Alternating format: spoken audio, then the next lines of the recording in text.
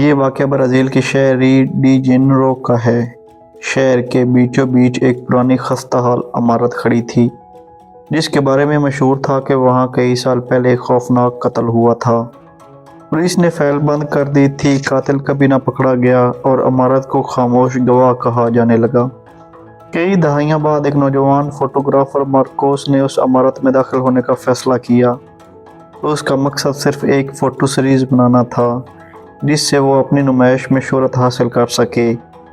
जब वो अंदर गया तो हर कमरा अजीब तरह से उजड़ा हुआ था, मगर एक कमरे में दीवार पर खून के धब्बे अभी भी मौजूद थे, ऐसे जैसे किसी ने अभी कल ही कत्ल किया हो।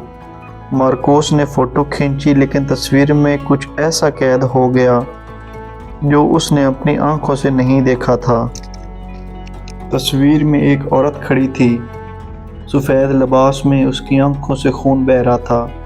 मार्कोस समझा शायद कैमरे की खराबी है, लेकिन जब वो बाकी कैमरों की तस्वीर देखने लगा तो हर तस्वीर में वो औरत कहीं न कहीं नज़र आती थी। उसने मकामी अखबार के पुराने रिकॉर्ड खंगाले और जाना कि इस इमारत में 1970 में एक औरत इज़ाबेला अपने शौहर के हाथों कत्ल हुई थी और लाश कभी नहीं मिली। कहा जाता है उसने मरने से पहले चीख कर कहा था, मैं कभी नहीं मरूंगी जब तक इंसाफ नहीं मिलेगा। मार्कोस को अब यकीन हो गया था कि ये रूह बदले की तलाश में है, लेकिन उसी रात जब वो घर वापस आया तो उसके कैमरे की सारी तस्वीरें गायब थीं। सिर्फ एक तस्वीर बाकी थी। उस तस्वीर में वो औरत मार्कोस के बिल्कुल पीछे खड़ी मुस्कुरा रही थी। अगर आपको कहानी अच्छी लगी हो तो हमें फॉलो ज़रूर करें। अल्लाह हाफ़िज़।